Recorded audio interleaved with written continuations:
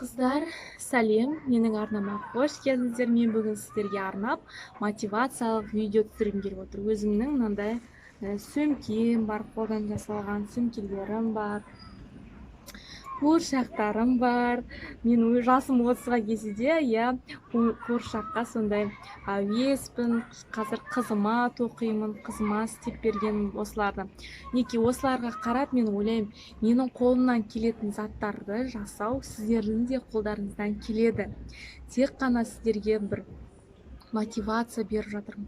Сіздерге барлығы дайын тұр ғой, менің арнамда бәрі бар. Қалай тоқимыз, қалай істейміз, қалай тігеміз. Барлығы бар, қыздар, тек қана қарап сіздерге дайын нәрсені шайнау ғана қалған сіздерге. Бұл видеода мен барлығына тоқталып кетемін. Мен үйде 4 жыл бойы декретте отырдым. Жақында 5 ай болды жұмысқа кіргенім. Жұмысқа кірсем де қолөнерім тастаған жоқпын. Осы қолөнерімнің арқасында әрқашанда әжем айтатын, осы қолөнерімді көріп қуанып, маған сондай шабыт беріп отыратын сол кісінің арқасында мен ойлаймын, осындай күнге, осындай дәрежеге жеттім. Қолөнершімін, мысалы выставкаға шыққанда осы заттарымды сатамын. Қолдан жасалған зат ол әрқашанда бағалы болып келеді. Бағалы зат, оны ешқайдан сатып ала алмайсың. Саған мысалы сен біреуге заказ беріп жасатсаң, оны қымбатқа жасайды, қолдан жасалған боласың.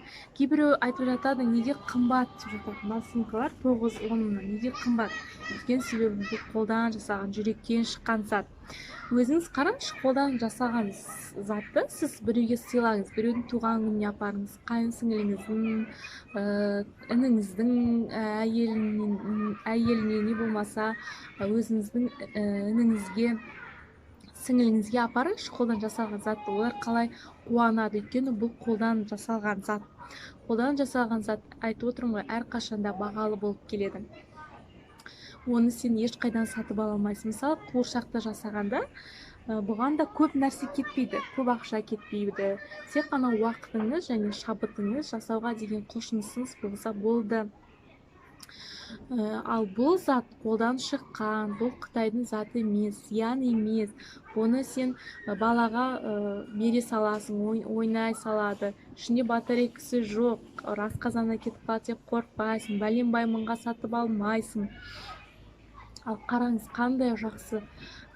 Бұл ойлаймын, бұны менің немерем де ойнайды деп ойлаймын. Мен ертең қызым ойнамай тастағанда, мен сандыққа салып қоямын. Сол кезде немереме, немерем болғанда немереме беремін. Ол ойнамаса да қарап, бұны менің әжем жасаған ба деп қуанады. Бұл сынбайды, жыртылмайды. Өйткені әр деталь дейді ғой, әр несі қолдан тігілген, барлық қолдан бекіп тігілген. Машинкамен емес, қолдан тігілген. Андай бір тігіс болады ғой, шалыс тігіс деген болады, сондаймен жасалған, тігілген. Кукла ол модада ғой, енді қазір сәнге айналған.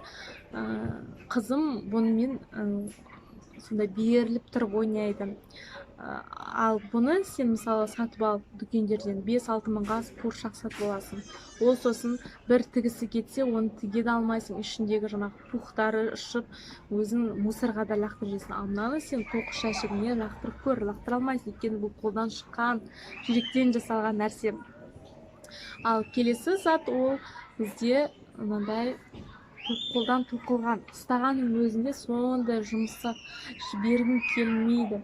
Ұстап, мысалы, ұстағанның өзі бір адамға сондай мейірімділікті төгеді. Және бұл турецкий жіптен, жаңағы пряжадан тоқылған единорог, пони, шаштары бар, қызыма тоқыдым, неке көйлегі бар. Мына жерден аузын жасау керек болған, жасаған жоқ, қалып қойды, сол күйі жасалмай. Қызым менің жақсы ойнайды бұнымен. Енді мен ұлыма туған күніне не жасайтынымды білмей жүрмін. Жақындап келе жатыр, ұлыма бір ойыншық жасау керек. Ол да бірақ осы ойыншықтармен ойнай береді. Інжу ойнаған соң, ол да қызық ойнай береді негізінен.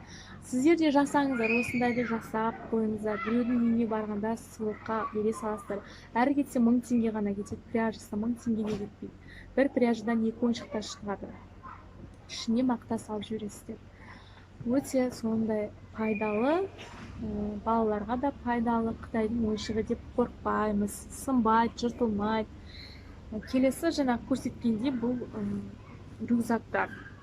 Бұған да көп кетпейді ақша, уақыт та кетпейді, тез тоқылады. Өйткені жіп үлкен болған соң мынаның ішінде мінекей тоқылған пинеткалар бар. Пинеткаларды мен сіздерге алдында көрсеткен болатын, видеоларда бар.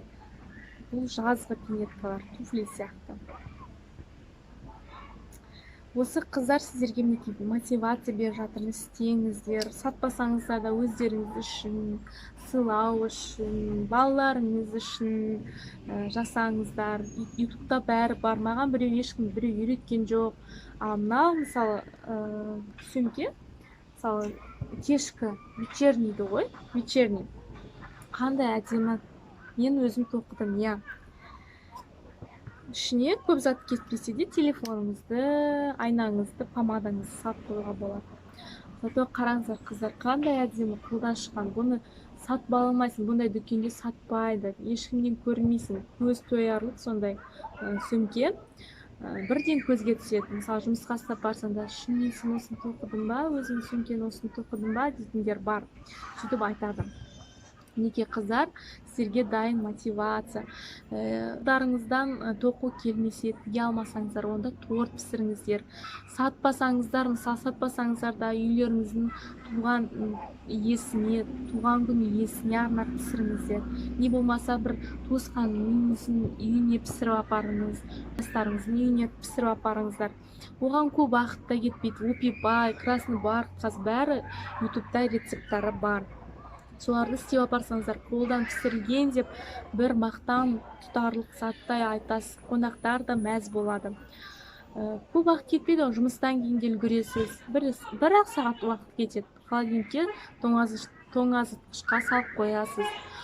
Қолдан жасаңыздар, мотивациямен алыңыздар, жай жатпаңыздар, бір нәрсе істеңіздер. Мен сияқты осындай қолөнермен айналысып, баспаналы болыңыздар. Сіздерге де жұғысты болсын. Осы бүгінге осы менің мотивациялық видеом сіздерге ұнаса лайк басыңыздар, менің арнамнан алыстамаңыздар, жаңадан видео күтіңіздер. Мен сіздерді жақсы көремін.